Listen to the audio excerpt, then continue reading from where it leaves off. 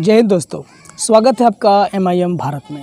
आज हम लोग बात करेंगे कि किस तरह से हमको नॉमिनेशन करना चाहिए। नॉमिनेशन का पूरा प्रोसेस हम जानेंगे। वैसे देखिए, इलेक्शन कमीशन ऑफ इंडिया ने बिहार पंचायत चुनाव जो 2021 है उसको कोरोना के हालात को देखते हुए उनने दो तरह से नॉमिनेशन करने का ऑप्शन दिया है। ऑफ़लाइन भी कर सकते हैं, ऑनलाइन भी कर सकते हैं। प्रोसेस दोनों का सेम ही है। ऑफ़लाइन करेंगे तो आपको वहां से डाउनलोड करना पड़ेगा फॉर्म, उस फॉर्म को भरना पड़ेगा, फिर नॉमिनेशन फॉर्म के साथ उसको मिला करके जो आपका निर्वाचित अधिकारी है उसके पास जमा करना पड़ेगा आपको जा करके, आपको फिज़िकली जा करके। और ऑनलाइन भी करेंगे तो ऑनलाइन करने के बाद जो आपको वो जो नॉमिनेशन का जो पत्र मिलेगा उसको लेकर के आपको फिर वो निर्वाचित अधिकारी के पास खुद फिज़िकली भौतिक रूप से आपको जाना पड़ेगा। जाकर के जितने भी डॉक्यूमेंट्स में हैं सबका प्रिंट उनको अटेस्टेड कॉपीज़ अब उनको देना पड़ेगा। अगर ये सारे आप हार्ड कॉपी उनको जमा नहीं करेंगे तो आपका नॉमिनेशन रद्द हो सकता है। तो चलिए हम लोग देख लेते हैं कि जो इलेक्शन कमीशन ऑफ इंडिया है किस तरह से क्या क्या गाइडलाइंस उन्होंने जारी किया हुआ है। आपको निम्न डॉक्यूमेंट्स देने पड़ेंगे: नाम निर्देशन पत्र, दूसरा प्रपत्र 6, शपथ पत्र देना पड़ेगा। अनुसूची 1 में आपको ये देना पड़ेगा शपथ के रूप में कि आप बिहार पंचायत चुनाव अधिनियम 2006 का धारा 136 की जानकारी रखते हैं। अनुसूची 2 मतदाता सूची में नाम के संबंध में। अनुसूची 3A या क उसमें आपको संपत्ति का ब्यौरा देना है। अनुसूची 3ख उसमें आपको बायोडाटा देना है। चलिए ये सारी चीज़ों को हम लोग शॉर्ट में सिंपल भाषा में समझ लेते हैं कि आपको देना क्या क्या है। आखिर ये तो उन्होंने लिखा है अनुसूची 1, अनुसूची 2, अनुसूची 3, क ख इस तरह से, लेकिन वो समझना ज़रा मुश्किल है तो हम लोग सिंपल भाषा में समझते हैं कि आपको नॉमिनेशन के लिए कौन कौन सा चीज़ चाहिए। सबसे पहली बात, आपको 21 साल का होना ज़रूरी है और शैक्षणिक योग्यता आपने क्या किया हुआ है, आपने BA, MA, MSc, M.Ed क्या किया हुआ है वो, या मैट्रिक किया हुआ है, आपने IA किया हुआ है, मौलवी किया हुआ है या फ़ौकाने, जो भी आपने किया हुआ है वो देना पड़ेगा। लेकिन इस बार ये ज़रूरी नहीं है। तो सिर्फ क्या ज़रूरी है कि आप नंबर 1 21 साल के हैं या नहीं। दूसरी बात, आपको आपका आधार कार्ड देना पड़ेगा, अपडेटेड आधार कार्ड, जिसमें आपका डेट ऑफ बर्थ, दिन, महीना और साल जिक्र हो। सिर्फ साल वाला नहीं, अपडेट आपको करना पड़ेगा, वो आपको देना पड़ेगा। और फिर मोबाइल नंबर, वो मोबाइल नंबर जो होगा आपका वो अपडेटेड मोबाइल नंबर होना चाहिए।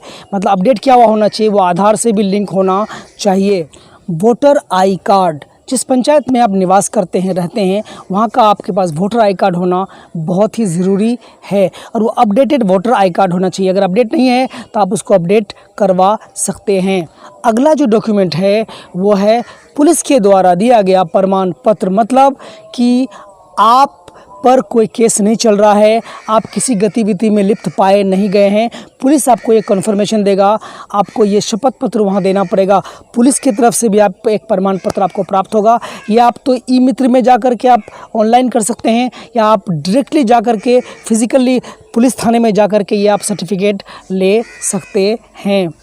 और अगला जो डॉक्यूमेंट है वो है मूल निवासी आपका प्रमाण पत्र, मतलब आप कहाँ निवास करते हैं, आपका निवास प्रमाण पत्र ज़रूरी है। अगर नहीं है तो आप इसको बनवा लीजिए, ई मित्र पे जा कर के ऑनलाइन बन जाता है।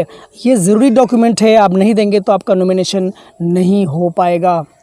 अगली बारी आती है कि आपको कास्ट सर्टिफिकेट, मतलब जाति प्रमाण पत्र देना पड़ेगा। आप जनरल भी हैं तो भी दे दीजिए, क्योंकि यहाँ क्या होता है कि कुछ लाभ मिलते हैं जो OBC, BC या एक्सट्रीमली बैकवर्ड हैं, तो इसलिए है जाति जो प्रमाण पत्र है, कास्ट सर्टिफिकेट है, वो ज़रूरी है। इसके बाद बात आती है आपके वेल्थ, मतलब दौलत, मतलब संपत्ति का ब्यौरा। आप पास कितने संपत्ति है, चल संपत्ति, अचल संपत्ति।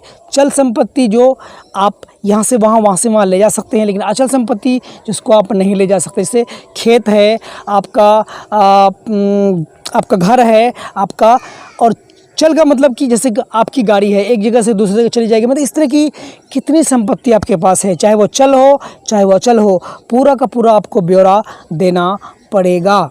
संपत्ति से संबंधित आपको एक शपथ पत्र भी दाखिल करना पड़ेगा।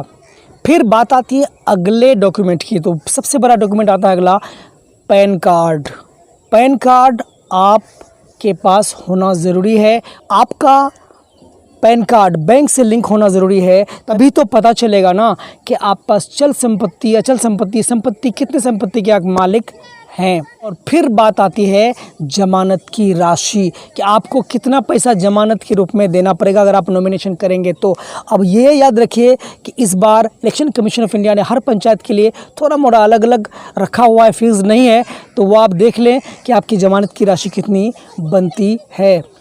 और अगर कोई कैंडिडेट सरपंच के लिए नॉमिनेशन कर रहे हैं तो उनके लिए इलेक्शन कमीशन ऑफ इंडिया का निर्देश है कि उनके पास शौचालय होना ज़रूरी है।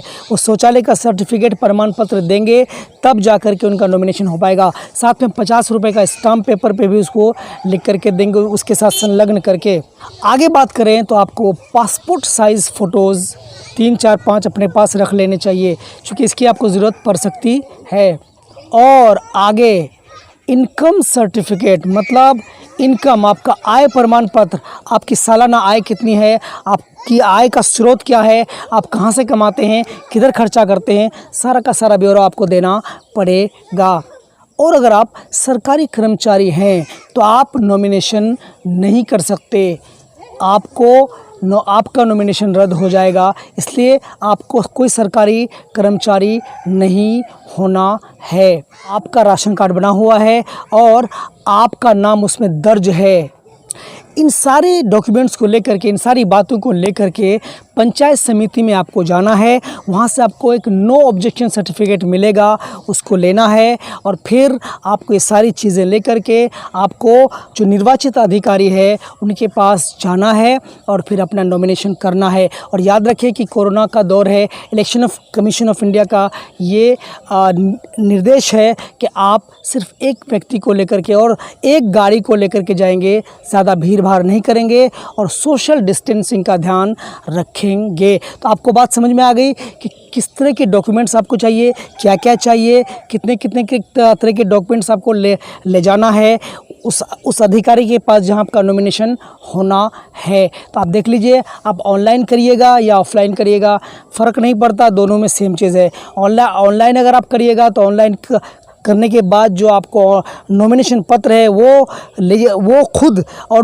डॉक्यूमेंट्स के साथ अटेस्टेड करके आपको फिर वो अधिकारी के पास जाना है, खुद जाना है, जा कर के वो सबमिट करना है। अगर अगर आप उसको हार्ड कॉपी नहीं देंगे तो आपका नॉमिनेशन रद्द हो सकता है या रद्द हो जाएगा। तो आपको जानकारी कैसी लगी हमें कमेंट करके ज़रूर बताइएगा। वीडियो को लाइक कीजिएगा, शेयर कीजिएगा, और ताकि ये जो नॉलेज है सब तक पहुँचे, और चैनल को सब्सक्राइब भी कर सकते हैं। इसी तरह से किसी और जानकारी भरे वीडियो के साथ हम आपके सामने हाजिर होंगे। तब तक के लिए जय हिंद।